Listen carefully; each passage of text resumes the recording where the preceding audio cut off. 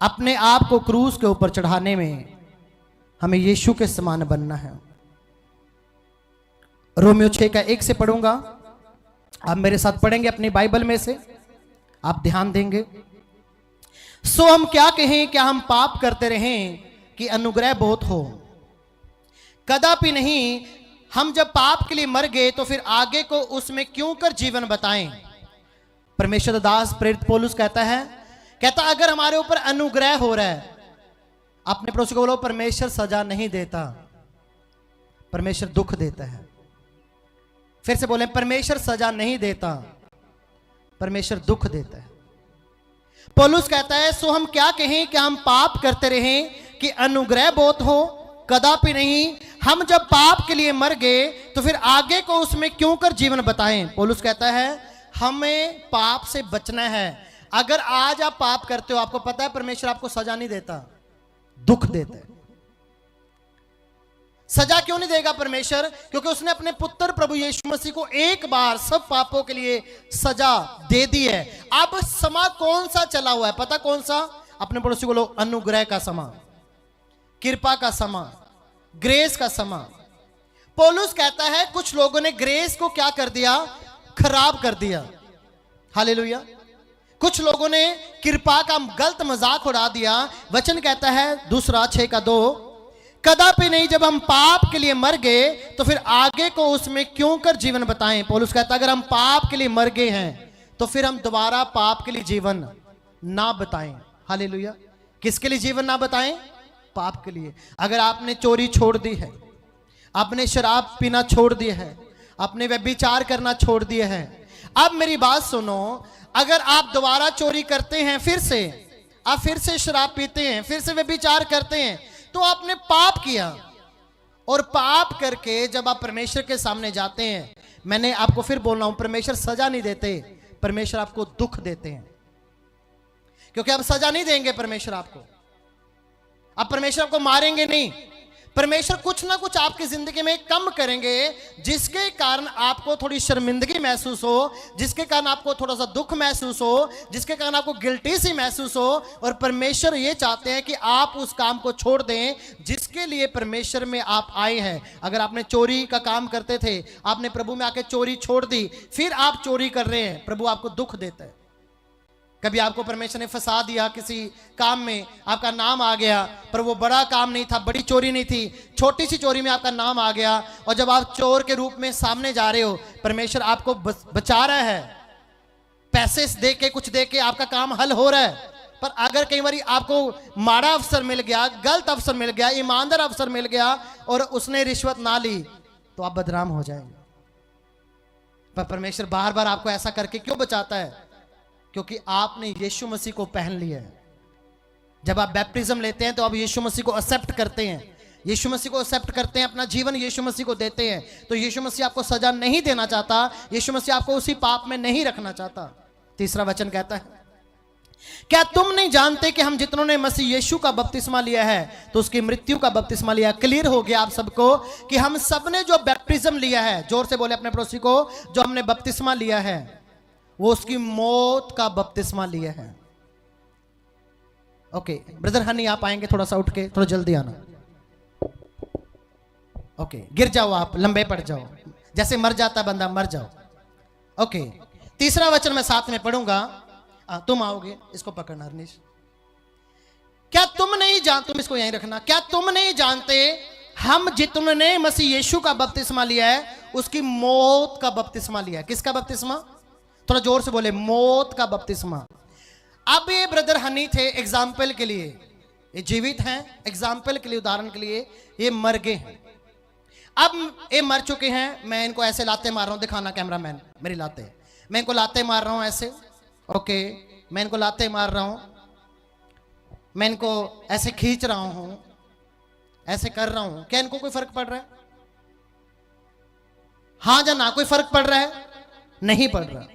अब मैंने इनके कपड़े उतरवा के इनको नहला दिया, धुला दिया, नए कपड़े पहना दिए, इनको कोट पैंट पहना दिया, गुलाब का फूल लगा दिया, इनको कुछ फर्क पड़ रहा है? नहीं पड़ रहा। नहीं पढ़ रहा, जोर से बोले नहीं पढ़ रहा।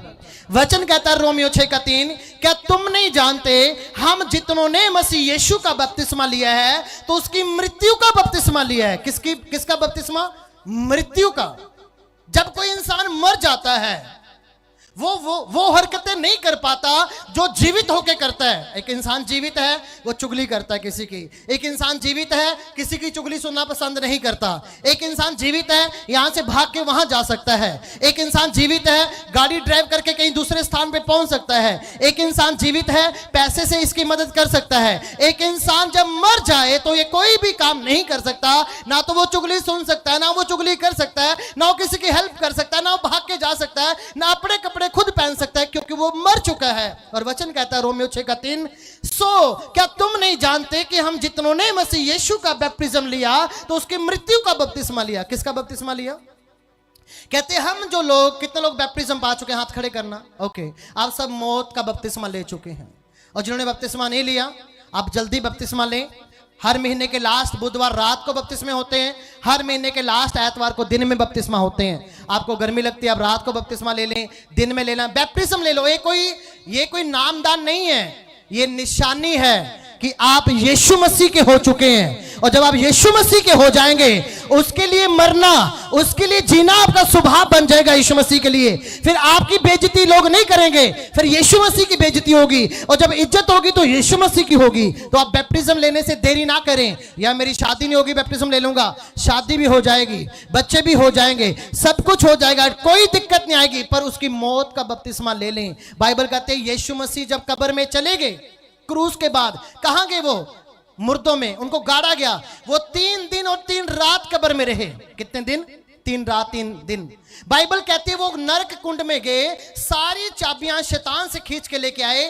बाइबल कहती है मत्ती 4 और मत्ती 5 में, जब शैतान यीशु मसीह के पास आके कहता अगर तू परमेश्वर का पुत्र है तो अपने आप को इस ऊंचाई वाली जगह से छाल मार दे, क्योंकि तेरे बारे में लिखा है कि वो तुझे चोट लगने से बचा लेगा, वो अपने दूतों को भेज देगा। यीशु मसीह ने कहा मैं परमेश्वर की परीक्षा नहीं करूंगा। जब हम बैप्टिज्म लेते हैं तो हम परीक्षा नहीं करते परमेश्वर की, हमें पता है। सुना बहन ने 8 साल से चलती रही गरीबी में, 30 रुपए घंटा। आप सोचो, यहां तो कई लोग मौज मानते हैं कि आपको कोई काम नहीं करना, पर 30 रुपए घंटा लगातार उस क्यारी के पास बैठ के फूलों की छंटाई करनी। और जितने घंटे काम करोगे उतना घंटे पैसे मिलेंगे। अगर 6 घंटे काम किया तो 180 रुपए बन गए, 10 घंटे काम किया तो 300 रुपए बन गए। आप सोचो सही थोड़ा सा। ना तो पानी पी सकते हैं उन घंटों के बीच में, क्योंकि सारा काम सीसीटीवी कैमरे के ऊपर होता है। जब घंटे का काम होता है, आपको एक ही जगह में रहना पड़ता है। आप खाना नहीं खा सकते, आप अपनी मर्जी नहीं कर सकते, आप घर वापस नहीं जा सकते, क्योंकि घंटों का हिसाब से आपके पैसे बनने हैं। सेम काम फौरन में होता है, आप घंटे लगाते हैं, आपको पैसे मिलते हैं। अब ये बंदा मर चुका है, इसको कोई फर्क नहीं पड़ रहा। बाइबल कहती है रोमियो 6:3 में, क्या तुम नहीं जानते हम जितनों ने मसीह यीशु का बपतिस्मा लिया उसकी मृत्यु का बपतिस्मा लिया। अब हम संसार के लिए मर चुके हैं। क्या हो चुके हैं? अब मुझे कोई गाली निकाले, अब ये भाई हनी मैं बन चुका हूं, जा यही है। अब ये मर चुका है, इसको कोई गाली निकाले, इसको कोई थप्पड़ मारे, इसको कोई ऐसे गला पकड़ के घूटे, इसको कोई फर्क नहीं पड़ रहा, क्योंकि ये मर चुका है। जोर से बोले मर चुका है। खड़े हो जाए भाई। बाइबल कहती है रोमियो, यहीं पर रुकना। बाइबल कहती है रोमियो 6:4 में, सो उस मृत्यु का बपतिस्मा पाने से हम उसके साथ गाड़े गए, ताकि जैसे मसीह पिता की महिमा के द्वारा मरे हुए में से जिंदा हुआ, वैसे हम भी नए जीवन की चाल चलें। बैप्टिज्म कैसे लेते हैं हम? एक बंदा हो रहा ना, आना जल्दी आना, जब बहन तो आ जल्दी आ जा, एक्टिव रहे करो। एक मेरा माइक पकड़ना इधर आके, आप इधर आओ, इस साइड आओ। मैं आपको सिर्फ वचन समझाने के लिए कह रहा हूं, यहां रखना सामने। चौथा वचन कहता है, सो उस मृत्यु का बपतिस्मा पाने से हम उसके साथ गाड़े गए। जब हम बैप्टिज्म लेते हैं तो क्या किया जाता है? हमें ऐसे किया जाता है, ओके, पानी में डुबोया जाता है। जब एक बच्चा पैदा होता है मां के पेट में तो उसमें पानी भी होता है। डॉक्टर कहते हैं आपका पानी कम है, बच्चे को खतरा है ज्यादा। वचन कहता है, सो उस मृत्यु का बपतिस्मा पाने से हम उसके साथ गाड़े गए, ताकि जैसे मसीह पिता की महिमा के द्वारा मरे हुए में से जिंदा हुआ। जोर से बोले मरे हुए में से जिंदा हुआ। यीशु मसीह मरे हुए में से जिंदा हुआ कि नहीं हुआ? जब उसने बपतिस्मा लिया वो बाहर आया कि नहीं आया? क्या हम पानी में रह गए थे? जब हम पानी में गए थोड़ा समय लगा, हमें सांस चली गई, हम घबरा जाते हैं ना जब पानी में नीचे जाते हैं। अब अगर आप लगातार पानी पाते रहते हैं तो आपको सांस रुकने का डर लगता है। बाइबल कहती है, चौथा वचन, सो उस मृत्यु का बपतिस्मा पाने से हम उसके साथ गाड़े गए, ताकि जैसे मसीह पिता की महिमा के द्वारा मरे हुए में से जलाया गया, वैसे ही हम भी नए जीवन की चाल चलें। हालेलुया। अब हम जिंदा हो गए। Thank you. हम क्या हो गए? अब हम कौन सी चाल चलें? जोर से बोले, नए जीवन की चाल। बदल गया मेरा सारा जीवन। अब हमारा सारा जीवन बदल गया, क्योंकि हमने उसकी महिमा में नया जीवन चलना। अब हमें कोई रोग नहीं है, कोई परेशानी नहीं है, कोई कर्जा नहीं है, कोई दुख नहीं है, कोई कैंसर नहीं है, कोई एड्स नहीं है। एड्स क्यों नहीं, कोई बीमारी क्यों नहीं? क्योंकि हम जिंदा होने के बाद उसके घर में बैठे हैं। एक विश्वासी का फर्ज है, वो हफ्ते के एक दिन, हर संडे या बुधवार, जो उसको सही लगता है, वो खुदा के घर में हो, कंपलसरी उसका होना जरूरी है, ताकि आप आनंद ले सकें उसकी मृत्यु के जी उठने का। बाइबल कहती है अब हम नए जीवन की चाल चले। कौन सी चाल? अब हम पुरानी बातें ना करें, पुराना रोना धोना छोड़ दें। हाँ, विश्वास था कि तेरा बेटा बाहर जाएगा। मैं सिर्फ आपको विश्वास की बात बता रहा हूं। परमेश्वर ने कहा, जब उस अंधे से पूछा तू क्या चाहता, कहता परमेश्वर मैं चाहता हूं मैं देखना शुरू कर दूं। यीशु ने कहा ओके, देखना शुरू कर, क्योंकि यीशु मसीह ने कहा तू मेरे साथ मारा गया, तू मेरे साथ गाड़ा गया, जैसे मैं जी उठा, अब तू नए जीवन की चाल के लिए जी उठेगा। बाइबल कहती है वो अंधा बाद में क्या कहता प्रभु मैं तेरा प्रचार करूंगा। नए जीवन की चाल। थैंक यू, बैठ जाओ। आ गया समझ? जब बंदा कोई मर जाता है, हम उसको जो मर्जी करें, उसको कोई फर्क नहीं पड़ता। पड़ता है कोई फर्क? एक जीवित बंदे को आप टच करेंगे, उसको फर्क पड़ेगा नहीं? ओए आज टच करता, दोबारा सोच के काका टच करी सानू, होता कि नहीं होता? आप गुस्सा भी होते हैं, नाराज भी होते हैं, लड़ते भी हैं, झगड़ते भी हैं, आप अपना भी फेवर दिखाते हैं, आप अपना भी पक्ष रखते हैं, आप रोते भी हैं, गुस्सा भी आता है आपको, आप इग्नोर भी करते हैं, सब कुछ होता है। क्यों? आप जीवित हैं। जोर से बोले मैं जीवित हूं। और जोर से बोले मैं जीवित हूं। थोड़ा और जोर से बोले मैं जीवित हूं। आमीन, हालेलुया। वचन कहता है रोमियो 6:5, क्योंकि यदि हम उसकी मृत्यु की समानता में उसके साथ जुट गए, तो निश्चय उसके जी उठने की समानता में भी जुट जाएंगे। कहता अगर हम उसके समान मर गए, तो जैसे यीशु मसीह मुर्दों में से जिंदा हुआ, हम भी सदा जीवित रहेंगे।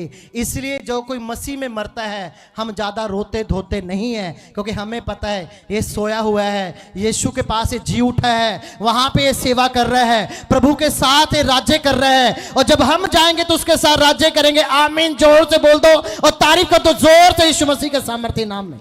हालेलुया। तो हम मरे हुए के लिए ज्यादा रोते नहीं है, मरे हुए के लिए ज्यादा हम चिकन नहीं मारते हो। की हो गया रब्बा, की करता तू?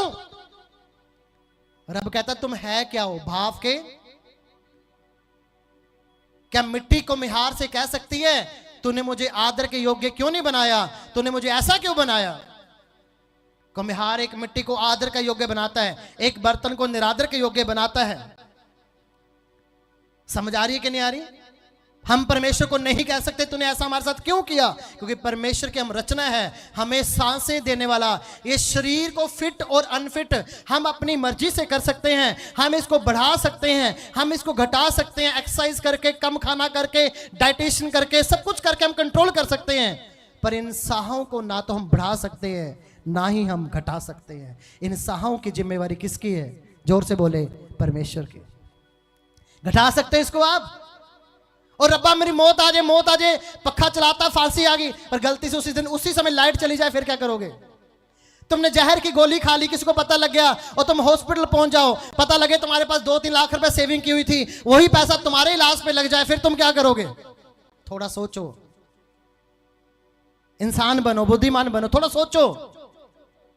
मर गए तो कोई बात नहीं, पर जीवित बच गए, अपना भी पैसा खत्म कर दिया, अब अपने इलाज को कराने के लिए अपना पैसा खर्च कर रहे हैं, फिर कभी चीजें बेच रहे हैं, प्रभु मैं बच जाऊं, क्योंकि तुम्हारी फूड पाइप खराब हो चुकी है तेजाब पीने से, तुम्हारा फूड पाइप खराब हो चुका है गलत चीजें खाने से। तो जीना परमेश्वर के लिए, मरना भी किसके लिए? परमेश्वर के लिए। हालेलुया। अब हम सो मरे सो जिए, हम यीशु मसीह के लिए जीते हैं, यीशु मसीह के लिए मरते हैं। अब हमें दुनिया के लिए नहीं जीना। ओए तू मैंने धोखा देता, मैं मर जाना, कोई बात नहीं। प्रभु ने कहा मैंने तुझे धोखा दिया, हाँ तुझे मैंने छोड़ा, ऐसा कहा प्रभु ने? उसने कहा मैंने तुझे धोखा नहीं दिया, मैंने तुझे छोड़ा नहीं, पर तब भी तू मुझे धोखा देता और छोड़ता है। वचन कहता है रोमियो 6 का 6 वचन कहता है, क्योंकि हम जानते हैं हमारा पुराना मनुष्य तब उसके साथ क्रूस पर चढ़ाया गया ताकि पाप का शरीर व्यर्थ हो जाए, तक हम आगे को पाप के दास्तन में ना रहें। हमारा शरीर जो पाप वाला था कहां चढ़ गया? जोर से बोले, क्रूस के ऊपर यीशु के साथ, क्रूस के ऊपर यीशु के साथ। अब हम पाप नहीं कर सकते, दिल नहीं करता। हालेलुया। अब इस दिल में प्रभु आ गया है, वो जीने की हमें एनर्जी देता है, वो उत्साहित करता है, नहीं बेटा तुझे करना है, मैं तेरे साथ हूं। जब कोई काम हो जाता है बड़े खुश होते हैं हम सब, है ना? जब होता नहीं है तो कितने दुखी होते हैं हम, ये भी तो बताओ। हालेलुया। वो नाराजगियां, वो चीजें, मुझे याद जब रजिस्ट्री के बंदर में जाके बोला, कह रहा तुहानू पता ही सी इतनी महंगी जमीन तू जान के लेनी सी, कहना भुगतो तो सी। आत्मिक बंदा था वो, और मैं उसकी बात से बड़ा हर्ट हुआ, बड़ा रोया मैं अपने ऑफिस में जाके। मैंने कहा खुदा ये तो बंदा आत्मिक था। तो खुदा ने मुझे कहा जैसे पतरस के अंदर शैतान आ गया था, इसके अंदर शैतान आके तुझे परमेश्वर से दूर करना चाहता। मैंने कहा नहीं ये तो आत्मिक है। कहते हाँ टेंशन ना ले। और जब रजिस्ट्री हुई, फोन करने वालों में से एक नंबर उसका भी था। मैंने कहा रजिस्ट्री होगी? है ऐतवार तक तो हो ही नहीं सी। मैं हाँ सोमवार ਨੂੰ ਰੱਬ ਯीशु मसीह धरती ਤੇ आ गया ਸੀਗਾ, और मंगलवार भी ਇੱਥੇ ਸੀਗਾ ਤੇ बुधवार भी ਇੱਥੇ ਸੀਗਾ। बुधवार शाम ਨੂੰ 6 बजे वापस चला गया स्वर्ग। तो ऐसे को ऐसे ही जवाब देना पड़ेगा। जब आप कोई लड़ाई जीत जाएंगे तो सब लोग तालियां मारेंगे, जब आप उसी लड़ाई को हार जाएंगे तो लोग आपको कोसेंगे, बहुत कुछ बोलेंगे। तो लड़ाई आपकी नहीं है, युद्ध आपका नहीं है, किसका है? जोर से बोले मेरे परमेश्वर का है। थोड़ा जोर से बोले मेरे परमेश्वर का है। वो आपको जीत देगा अगर आमीन बड़ा है। वचन कहता है रोमियो 6 का 7, क्योंकि जो मर गया वह पाप से छूटकर धर्मी ठहरा। अब ये व्यक्ति मर गया था, इसको क्या बोले? ओ तू व्यभिचार करता सीखो, शुक्र है, इतना बोलेगा कोई इसको? तू शराब पीता था, कोई बोलेगा इसको? अब नहीं, बंदा बड़ा चंगा सी पर शराब पीता, ये बोलेंगे। वचन कहता है 6 का 7, जो मर गया वह पाप से छूटकर धर्मी ठहरा। सो यदि हम मसीह के साथ मर गए तो हमारा विश्वास है कि उसके साथ जिएंगे भी। जोर से बोले उसके साथ जिएंगे भी। तो अगर कोई मसीह में मरता है तो कोई रोने की बात नहीं, धोने की बात नहीं। कोई पहले चल जाता है, कोई बाद में जाता है, सबने जाना है। हालेलुया। अगर हम मसीह के साथ मर गए तो उसके साथ क्या करेंगे? जिएंगे भी। हालेलुया। सदा राज्य करेंगे। वहां पे कोई भूख नहीं, कोई प्यास नहीं, कोई रोना धोना नहीं, सदा हंसते रहेंगे हम। कुछ लोग के चेहरे हंसते हुए चंगे लगते हैं, रोंदे हुए नहीं। तो परमेश्वर ने आपको स्माइली फेस दिया है, आप हंसते रहें, और आपका हंसना दुश्मन के लिए रोने का कारण बनेगा अगर आमीन बड़ा है। तारीफ को तो जोर से परमेश्वर की। हालेलुया। किसके लिए जीना? अब हमें जोर से बोलें यीशु के लिए। हालेलुया। मुझे आपके पल पल की खबर रहती है। आपको लगता है मैं भूल जाता हूं आपको संडे के बाद? मैं सोमवार आपकी प्रार्थना करता हूं, मंगलवार आपको प्रार्थना करता हूं, वीरवार में आपके लिए प्रार्थना करता हूं, आपकी प्रेयर रिक्वेस्ट के ऊपर प्रार्थना करता हूं। कोई आपको दिक्कत आती है, आप सुझाव बॉक्स में डाल के जाते हैं, उसके लिए प्रार्थना करता हूं। आपकी जितनी प्रार्थनाएं आती हैं, आप किसी भी द्वारा हमें भेजे मैसेज, वो आपके सारे मैसेज हम सुनते हैं, पढ़ते हैं, देखते हैं। ऐसा नहीं कि नहीं देखते। हालेलुया। वचन कहता है, यहां पे लिखा रोमियो 6 के 8 में, तो यदि हम मसीह के साथ मर गए तो हमारा विश्वास है उसके साथ जिएंगे भी। जिएंगे कि नहीं जिएंगे? अपने पड़ोसी को बोलो जिएंगे। हालेलुया। जोर से बोलो जिएंगे।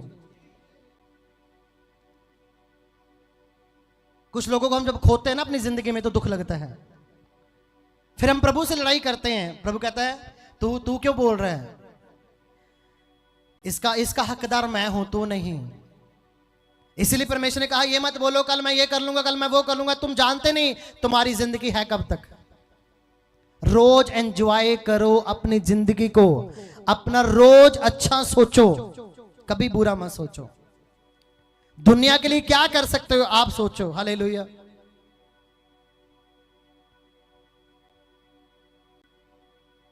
प्रभु आपके फेवर में खड़ा होता है।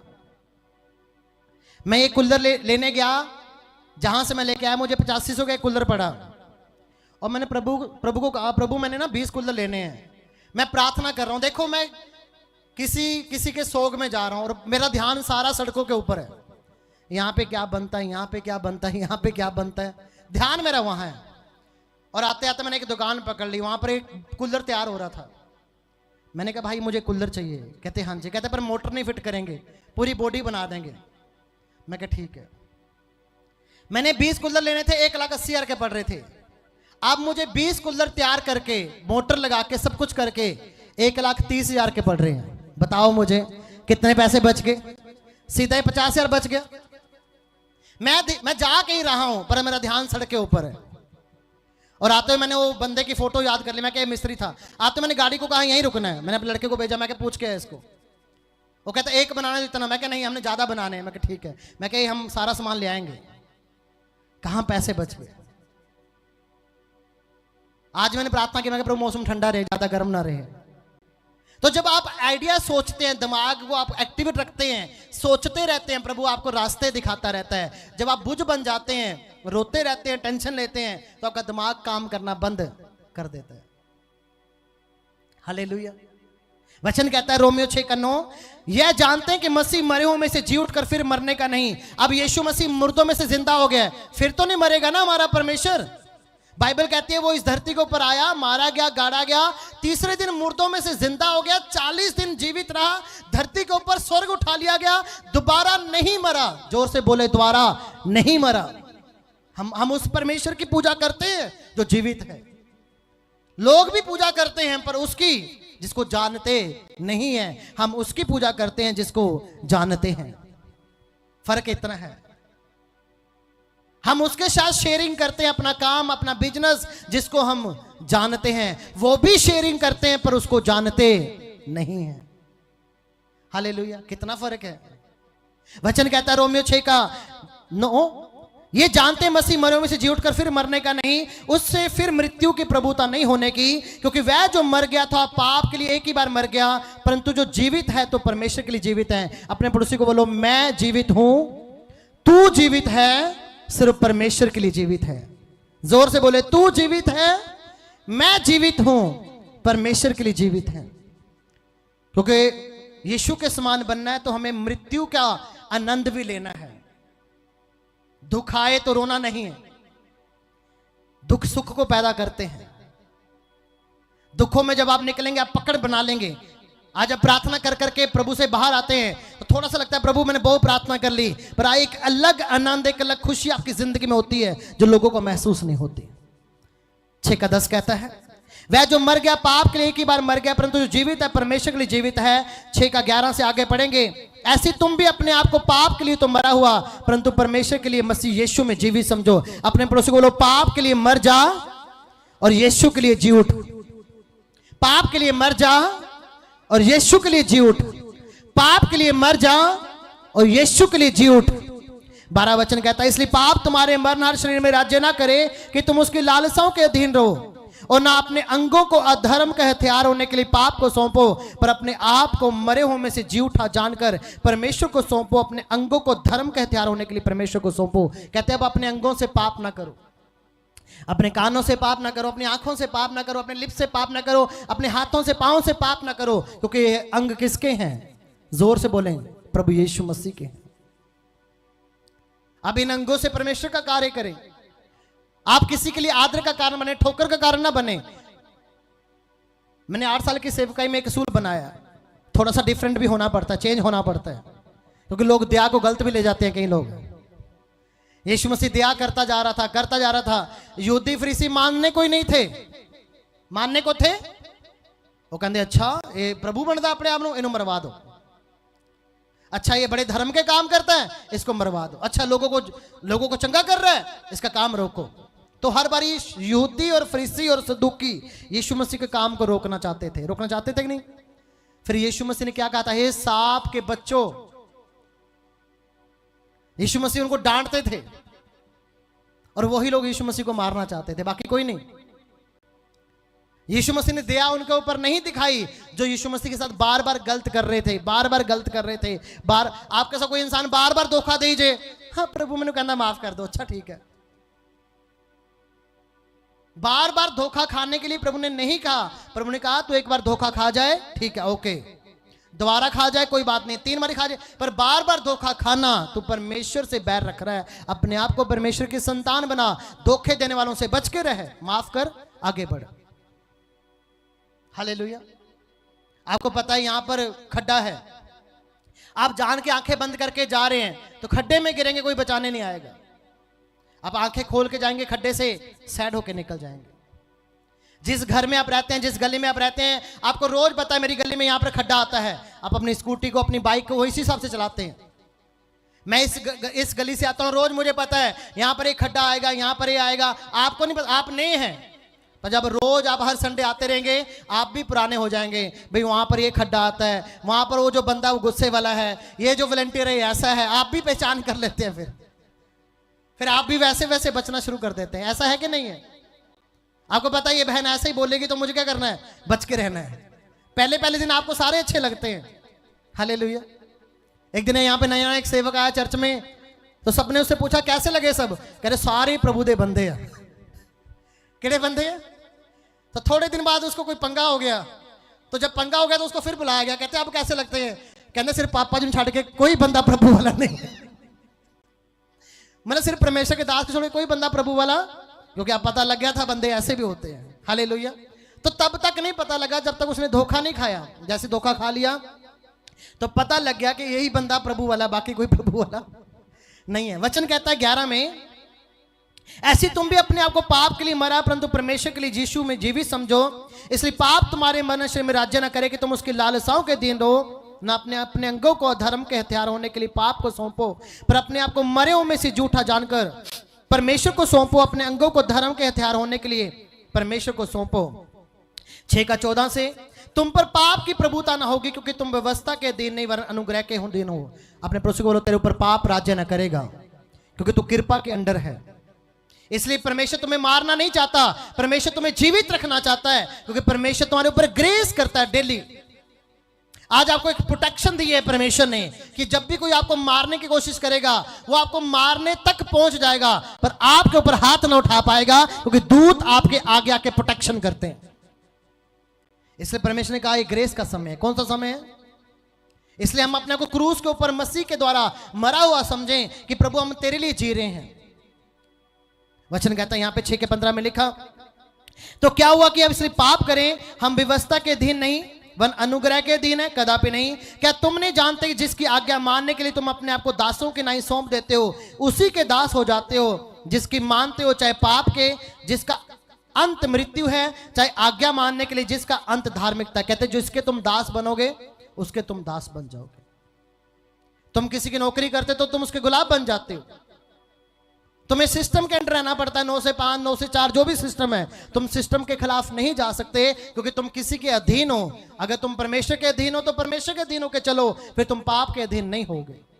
फिर पाप तुम्हारे ऊपर राज्य नहीं करेगा, नशा तुम्हारे ऊपर राज्य नहीं करेगा, चोरी तुम्हारे ऊपर राज्य नहीं करेगी, क्योंकि तुम परमेश्वर के अधीन होकर चलते हो। वचन कहता 6:16 से, क्या तुम नहीं जानते जिसकी आज्ञा मानने के लिए तुम अपने आप को दासों के नहीं सौंप देते हो, उसी के दास हो जिसकी मानते हो, चाहे पाप के जिसका अंत मृत्यु है, चाहे आज्ञा मानने के जिसका अंत धार्मिकता है। परंतु परमेश्वर का धन्यवाद हो, तुम जो पाप के दास थे तो भी मन से उसके उपदेश के मानने वाले हो गए, जिसके सांचे में तुम ढाले गए। 6:18 से 6:20 तक, पाप से छुड़ाए जाकर धर्म के दास हो गए। मैं तुम्हारी शारीरिक दुर्लभता कारण मनुष्यों की रीति पर कहता हूं, जैसे तुमने अपने अंगों को कुकर्म के लिए अशुद्धता और कुकर्म के दास करके सौंपा था, वैसे अब अपने अंगों को पवित्रता के लिए धर्म के दास करके सौंप दो। कहते जैसे तुम अपने अंगों से पाप करते थे, गलत चीजों को देखते थे, अब उन्हीं अंगों को परमेश्वर के लिए इस्तेमाल करना शुरू कर दो। तुम इस हाथ से लोगों को मारते थे, अभी हाथ परमेश्वर के लिए उठाना शुरू कर दो, प्रार्थना करने शुरू कर दो। देखो तुम्हारे हाथों से लोग चंगे होंगे और तुम्हें समझ आ जाएगा मैंने क्यों इन हाथों से पाप किया, क्यों इन हाथों से लोगों को मारा। अब इसी हाथ से परमेश्वर तुम्हारी प्रार्थना सुनता है, फिर तुम कभी भी लोगों के ऊपर हाथ नहीं उठाओगे। अगर उठ भी गया तो तुम्हें शर्मिंदगी महसूस होगी, गिल्टी महसूस होगी, मैंने ऐसा क्यों किया परमेश्वर। वचन कहता है 6:20 में, जब तुम पाप के दास थे तो धर्म की ओर से स्वतंत्र थे, सो जिन बातों से अब तुम लज्जित होते हो उससे उस समय तुम क्या फल पाते थे, क्योंकि उनका अंत तो मृत्यु है। परंतु अब पाप से स्वतंत्र होकर परमेश्वर के दास बनकर तुमको फल मिला, जिससे पवित्रता ही प्राप्त होती है, उसका अंत अनंत जीवन है। रोमियो 6:23, क्योंकि पाप की मजदूरी तो मृत्यु है, परंतु परमेश्वर का वरदान हमारे प्रभु यीशु मसीह में अनंत जीवन है। जोर से बोले, पाप की मजदूरी मृत्यु है, परमेश्वर का वरदान हमारे प्रभु यीशु में अनंत जीवन है। गलातियों 2:20 लास्ट वचन मैं पढ़ूंगा। मैं मसीह के साथ क्रूस पर चढ़ाया गया हूं, अब मैं जीवित ना रहा पर मसीह मुझ में जीवित है।